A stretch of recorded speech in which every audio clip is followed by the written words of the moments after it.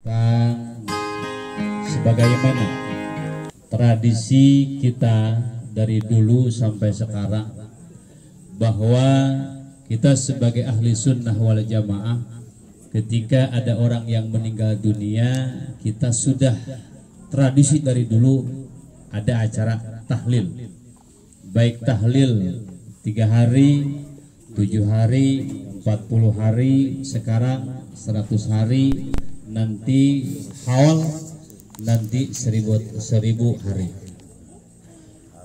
Karena di zaman sekarang ini banyak aliran-aliran atau ajaran-ajaran yang dimana ajaran itu mereka mengatakan bahwa tahlil itu tidak ada dalilnya, bahwa tahlil itu tidak sampai, nggak ada hubungannya antara orang yang hidup dengan orang yang mati. Pertanyaannya, ada enggak dalilnya, ada enggak keterangannya tentang yang kita amalkan dari dulu ini? Ada enggak dalilnya, ada enggak keterangannya bahwa tahlil itu ada enggak keterangannya? Supaya kita lebih yakin apa yang kita amalkan ini.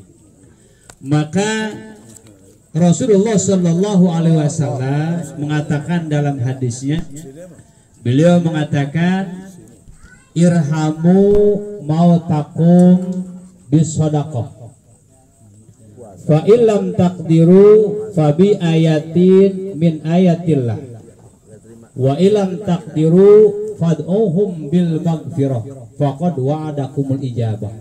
Ini hadis dalil tentang tahlil. Rasulullah SAW mengatakan, irhamu mautakum, kasihanilah orang yang sudah meninggal.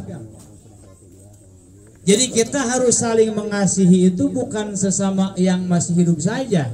Terhadap orang yang sudah meninggal pun kita harus mengasihi. Itu kata Rasulullah, irhamu mautakum, kasihanilah orang yang sudah meninggal. Dengan cara apa? Bisodakoh, dengan cara bersedekah. Bagaimana cara sedekah? Banyak cara. Namun orang boga rezeki tiama mangkat ke masjid, sedekah yang masjid, niatkan pahalana yang almarhumah anu geus maut. Orang boga rezeki bere ke anak yatim, tetangga, niatkan ti hati orang, iya pahala yang almarhumah anu geus maut. Itu cara mikanya saya orang yang masih hidup terhadap orang yang sudah meninggal. Bisodakoh. Wa ilam takdiru, kalau kita tidak mampu untuk cara menyayangi orang yang sudah meninggal dunia, bisodakoh, dengan cara bersedekah. Cek paribasana matong boroning yang batur yang urangnya lieu eueuh ragap teu aya. Ari batur mah heueuh da bruk di juru brok di pantok ngalayah di tengah imah. Si jabrik di bibir, si jamrong di kolong, di luhur naik kapal udara, naik di handap, naik Honda jeung Vespa. Mobil delaran sawah hektaran hayang dahar kariam, hayang pakai karirak rawi beungeun loba dahareun. Batur mah orang boro-boro yang sodakoh liuk ragap teu aya, kumaha urang tapi tetep hayang mikanya ka jelema nu geus maot. Kumaha carana sodakoh mah teu bisa? Maka fa illam taqdiru fa bi ayatin min ayatillah. Cara mikanya nyata ku membaca ayat-ayat Allah, maca Quran. Mun bisa mah urang setiap malam Jumaah, mun urang boga indung bapak geus maot teh baca ya Yasin. Kunaon eta teh kudu dibaca teh Yasin bae, padahal Quran teh pan surat aya 114 surat. Nya, eta ge tanda tanya keneh. Quran teh suratna aya 114. Kunaon anu sok dibaca make Yasin wae. Bahkan aya riungan kan Yasinan. Eta teh urang kikituan ge bukan berarti tanpa dalil, eta teh aya dalilna. Naon deui cek Kangjeng Nabi, cek Kangjeng Nabi, iqra'u mautakum surat Yasin. Bacakan oleh kalian terhadap orang yang sudah meninggal dunia surat Yasin, surat Yasin. Baca surat Yasin pun itu anjuran daripada Rasulullah Shallallahu Alaihi. Kenapa dibaca surat Yasin? Karena surat Yasin itu ada qalbul Quran, hatinya Al-Quran. Jadi seluruh makna Al-Quran kalau dikumpulkan adanya dalam surat Yasin. Jadi Yasin itu adalah hatinya Quran, qalbul Quran. Makna Al-Quran kalau dikumpulkan ada dalam surat Yasin. Surat Yasin kalau dikumpulkan maknanya ada dalam suratul Fatihah. Maka surat Fatihah disebut Ummul Quran. Surat Fatihah maknanya dikumpulkan lagi ada dalam Bismillahirrahmanirrahim. Maka Bismillah disebut mutiaranya Al-Quran. Jadi kita baca Yasin terhadap orang yang sudah meninggal bukan tanpa dalil, tanpa dasar. Itu anjuran Rasulullah. Iqra'u mautakum surataya Yasin. Walaupun surat itu banyak. Jadi yang kedua, kalau kita tidak mampu untuk menyayangi orang yang sudah meninggal dengan cara bersedekah, maka caranya dengan cara membaca ayat-ayat orang surat Yasin tuh bisa Yasin doang wa ilahi turjaun kumaha mun kitu urang nulis nya urang nu apal urang da Islam tengah hesekeun urang yang anu gampang-gampang Yasin tuh bisa urang bisa nanaon bisa na kulhu terus deh gitu Islam tengah-tengah aya hiji sahabat Nabi lamun salatnya dibaca teh suratnya kulhu gitu siga urang pangneangan teh pondok-pondok bae. Laporan ka Kangjeng Nabi, ya Rasulullah ada sahabat kalau salat itu dibaca teh kulhu bae. Nu sejet mah teh kulhu bae. Eta sahabat dipanggil ke Rasulullah, kenapa? Itu ada laporan bahwa Anda itu kalau salat yang dibaca teh kulhu bae. Jawaban sahabat ini, ya Rasulullah, karena di surat Al-Ikhlas ini semuanya maknanya mengagungkan Allah Subhanahu wa Ta'ala, maka saya cinta kepada Allah, maka yang saya baca kulhu. Maka saat itu juga Allah memberikan wahyu terhadap Rasulullah, ya Rasulullah, bilang kepada orang ini yang suka membaca kulhu, saya cinta dia karena dia cinta saya. Maka kalau orang tuh bisa Yasin mah panjang, nu bisa we orang bisa kulhu baca kulhu, bisa na Fatihah baca Fatihah. Cara orang mikanya ka anu geus maot nyata dengan cara membaca ayat Al-Qur'an. Wa illam taqdiru orang teu bisa keneh maca Quran. Baca Quran teu bisa, Yasin teu bisa, naon deui? Kulhu ente bisa, Fatihah ente bisa. Emang ai baheula keleutik ente ngaji mah ngaji. Guru meningkat beak 7 guru oge. Olok. Karek Iqra 2 babaturan pindah ngilu pindah Pak. Balik deui ka Iqra hiji deui. Geus nepi Iqra 4 babaturan pindah ngilu pindah deui. Mun guru mah geus beak 7. Teu tama-tama ta Iqra teh. Nabi kata bisa orang baca Quran kumaha carana tapi tetap orang hayang mikanya kana jadi kolot orang indung orang dengan cara kumaha fad'uhum bil maghfirah carana doakeun kolot orang indung orang doakeun mudah-mudahan dosa-dosa dihampura ku Gusti Allah Subhanahu wa Ta'ala.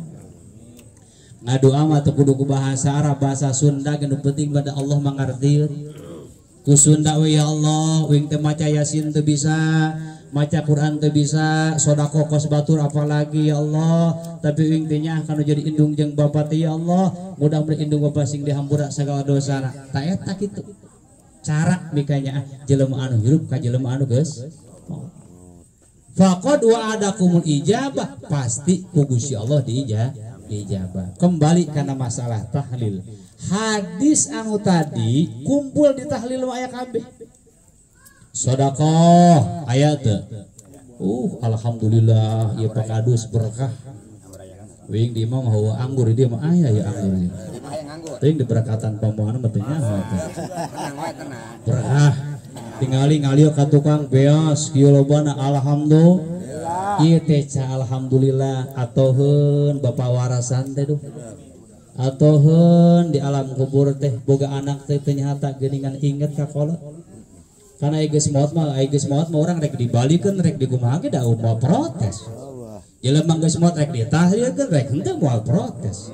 Ieu mah kaingetan jelema anu masih keneh maka alhamdulillah ibu bakadus termasuk jeung sakabeh para putrana termasuk putra putri anu soleh berbakti kanu jadi orang tua. Nah, bapak nages meninggal dibungakeun masya Allah ieu nu hadir tingali duh ieu mah alabatan nahlilan burah ieu mah masya Allah tikidu tikalar timan hadir ajengan Sulaiman jemaahna dibawa kabeh alhamdulillah berkah alhamdulillah atoheun karena jelema maot teh pedah misah roh jeung jasad da irohna mah aya keneh nya leres kunaon jelema maot karena rohna kaluar ti jasad aya roh maot henteu maot mah tadi ajengan dibaca khususon ila jasad khususon ila ruh usun ila ruh karena ruh mah aya bahkan ketika orang soleh setelah meninggal dunia mereka masih bisa berkeliaran. Orang soleh mah rohna bisa kamana wae. Lamun guru bisa ngalongokan muridna geus maot ge. Lewatna datang tah lewat mimpi apa kumaha bae. Lamun kolotna soleh bisa ngalongok ka anakna, datang ka anakna, datang.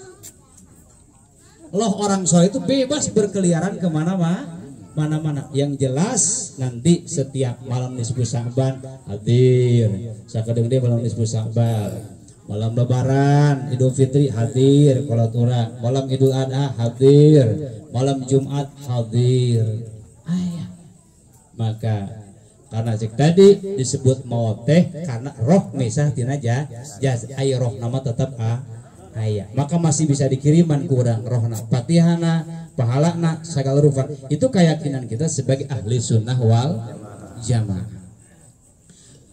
Dan bukan hanya tahlil tadi alhamdulillah juga disebut yaitu akikah Bapak Bani bin Liong itu boleh enggak akikah yang sudah meninggal diakikahkan sama orang hidup itu tidak apa-apa. Bahkan kata Rasulullah SAW kullu mauludin murtahanun bi aqiqatihi.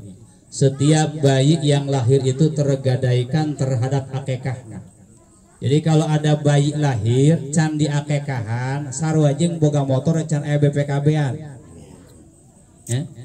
Urang boga orok can di ekahan sarua jeung boga motor can aya can ditebus cigana iki loba anu can aya BPKB-an cigana.